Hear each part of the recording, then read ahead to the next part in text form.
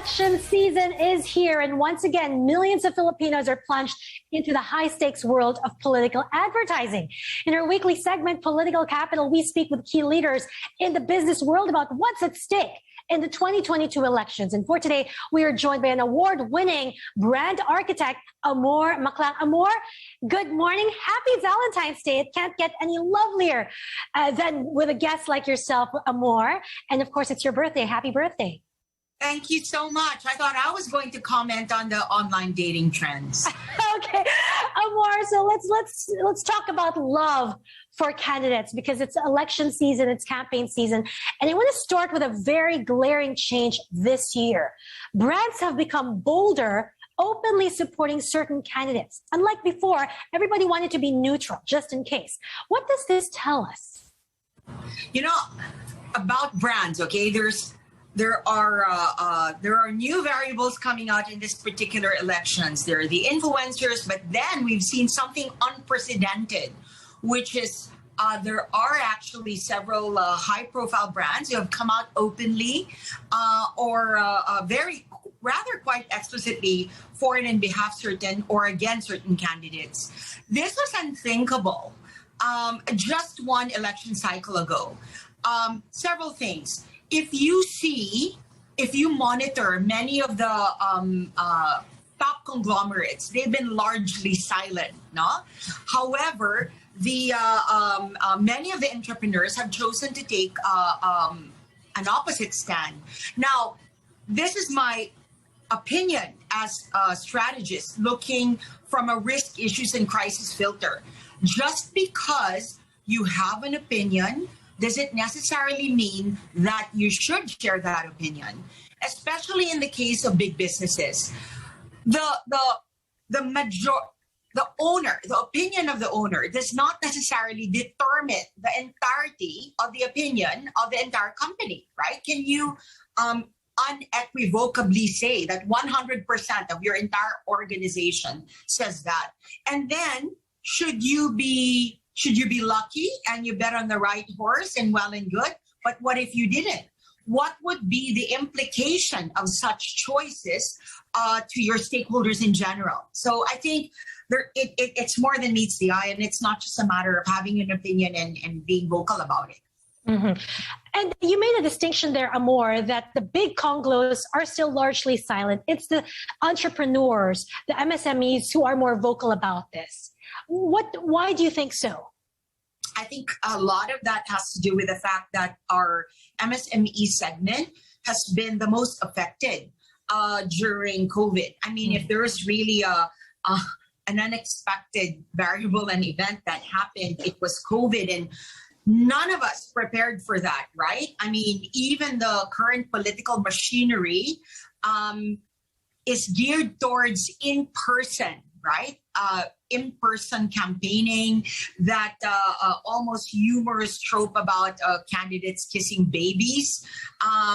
Sadly, there are now guidelines for that, and the rules have changed, and the arena has really largely shifted to digital. Mm-hmm. And speaking of digital, I'm very curious. You are, of course, Digital Pilipinas. This is your strong push. But do you think this election is going to be won online? Is social media now king? And in the same breath, you've got disinformation and fake news have become just as ubiquitous. You know, I'm not going to talk about how majority of Filipinos are online and how we primarily consume or share information based on that. One point that I'd like to share is that this is actually a point of big confusion amongst many of the major candidates, no? So, number one, there is this all-powerful algorithm, right? Now, remember in 2016, everyone talked about the phenomenon of trolling, which has been somehow mitigated by the fact that the large social media platforms are now weighing in and clamping down on possible trolls. So that has totally changed the landscape in just under 6 years. Second, the power of the influencers, no? It's rearing its head because while social media advertising can be controlled by the platforms, content shared by influencers, whether you're mega influencers or you're micro influencers. The rules haven't been drafted for that. I can only imagine that for the next elections, your Facebook and all your the four horsemen of technology are eventually going to catch up. Now, the big challenge is that many of the political strategists, and I know this sadly far too well, are still a product of the old generation. They don't know how to evaluate and read data. They're all primarily beholden on people's interpretation of data, so the bias really is showing. So sadly, I don't think many of them are taking advantage of the data that's being made available for them. I mean, yes, they do surveys, but still the bias rears its head, and sadly, most of the campaign managers can't even read data properly. Mm-hmm. Mm-hmm.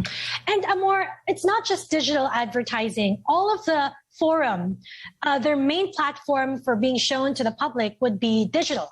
All online, mostly on Facebook, some on TV still. What do you think about these forums?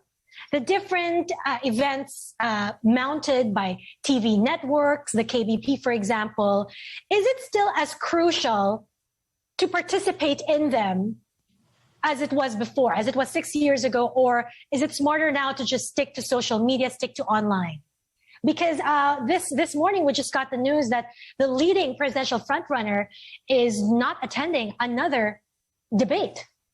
Okay, so two things. You talked about the forums. In the digital speak, I'd like to call them platforms, right? Okay. So it's about appearing in the right platforms that are relevant to your community, right? So the forums, debates,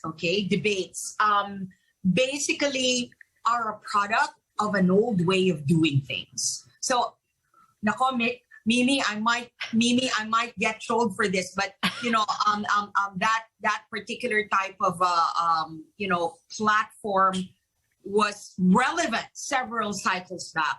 But now it's a matter of which platform should you appear in that's most relevant to either the market that you're targeting or the market that you are weakest at, right? So it's a function of platform. Second, what it serves to do is primarily just reinforce a particular bias. Now, see, I'm not using the word agenda because what we have right now is clubhouse politics, okay? It's not about agenda. I mean, the narrative is, reads like a Star Wars plot. It's a good versus bad, this party's good, this party's bad. Are you even aware what the relevant agenda specific to your target market or specific to your community, how your preferred candidates stand? I doubt if they do. Mm-hmm. And that's dangerous, which is why they should be attending these forums and debates. Exactly. But unfortunately, I think the problem, I wouldn't even know if that's a problem because there are no value judgments here, no? It's just that that's not how we're wired as Filipinos. We're not wired to evaluate based on agenda, right? So they pay lip service to that. Oh, it's because they have an agenda of good governance, right? You might be right, but that in effect is actually a carpet blanket statement. Mm-hmm. If you ask about specific issues, say, for example, taxation of gamers and gigsters, would they have an opinion about that? I doubt if they do. And the abject lack of agenda and policy on a day-to-day basis is really very worrisome for me because if I wanted to be entertained, Mimi, with a good versus bad plot, I will just stick to watching movies. Okay. Amor, I want to go now to your expertise, which is being a brand architect. How do we sell a candidate for the highest post of the land, no less? I'll tell you. Okay, go ahead. It's really no different from selling products and services. Seriously. There's been a lot of talk recently, the influencer phenomenon that has really exponentially increased with social media has actually caught up in this particular elections. Now it's a function of, do you use one-time, big-time mega endorsers, or do you use, for example, micro-influencers that appear more genuine, more widespread?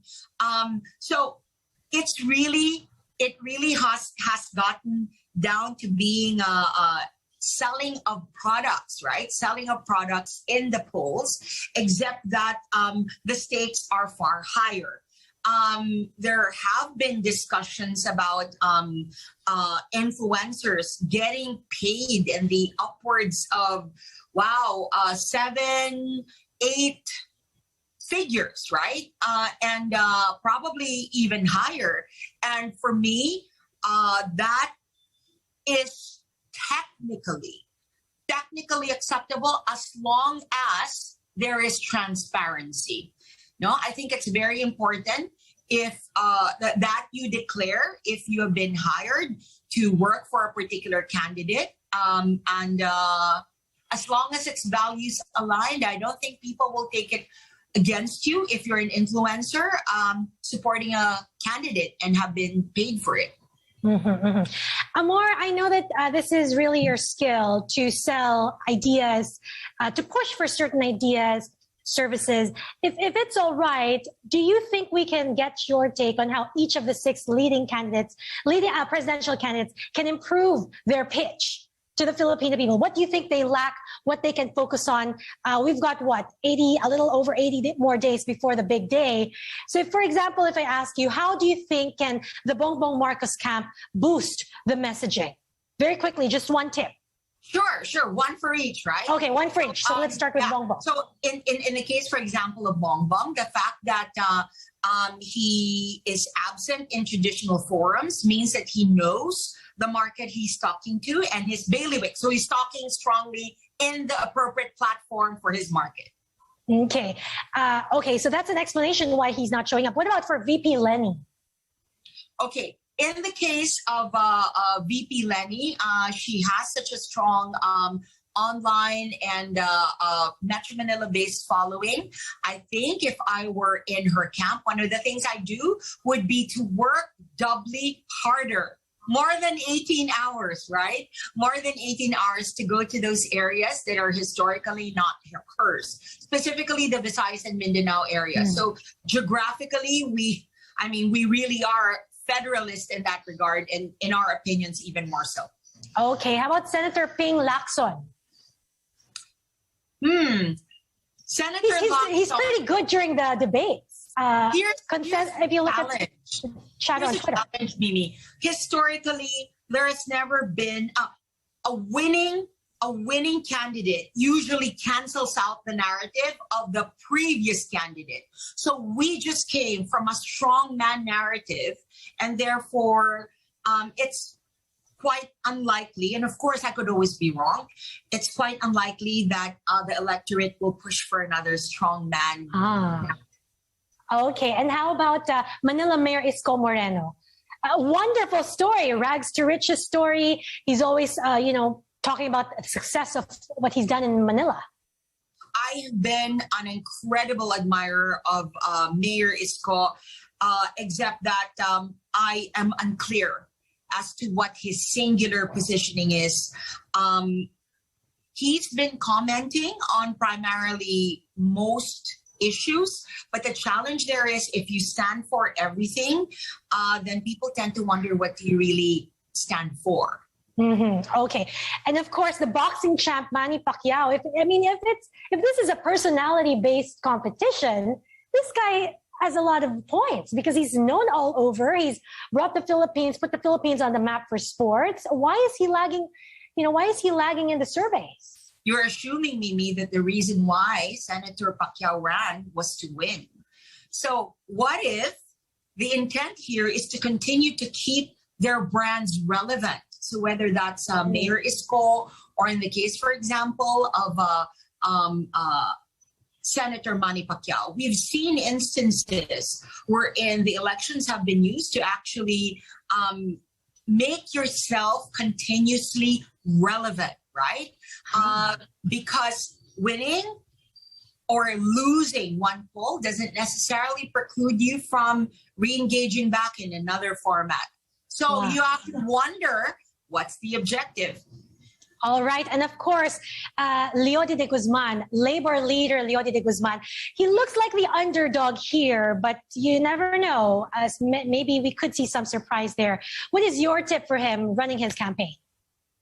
You know, although he's lagging behind in the polls, if I were in the camp of Mr. De Guzman, perhaps one thing I do is push the agenda. So like I said, it's similar to, Senator Pacquiao, right? You might be using this as a platform, in digital speak. It's all about platformification, right? Use this platform to push your sector's agenda, then maybe you can win in other ways. Wow. Okay. Wonderful to hear your thoughts on, different angles of looking at this. Amor, I want to end with this because, Digital Filipinas, this is your advocacy. What can, the next administration do for this advocacy? I know that you're pushing for a 3.0 kind of thing. This is the future. Mimi, one of the things that we are going to do in the next few months in behalf of Digital Filipinas is try to push an innovation and a technology agenda. So I'm not here to try to pagsabungin ang mga candidates. That's not what we're here for. But just to get them to start thinking about an innovation and a technology quotient for the country. And it may or may not take roots in this particular election, but if we start seeding it, listen, you are at the forefront, right, of this advocacy, Mimi. I really appreciate you for that. And you know that in this particular space, we could be market leaders. The rest of the world is looking at the Philippines. And it's not just for fintech or open finance, it's technology in general. And yet, how come once again, none of our candidates are championing, this diamond in the rough, right? Amongst all of us, which is tech. So hopefully that's what we can do in Digital Filipinas, and working with the next administration, whoever it might be, raise the innovation quotient of the Philippines. All right. Sounds like a plan there. Thank you very much, Amor, for joining us this morning and for the insights. Always a pleasure speaking with you. Thank you. Can I comment now on dating? No. Go ahead. One line comment on dating. Thank you. Okay, we'll see you. Happy Valentine's Day and happy birthday. All right. Now, moving on.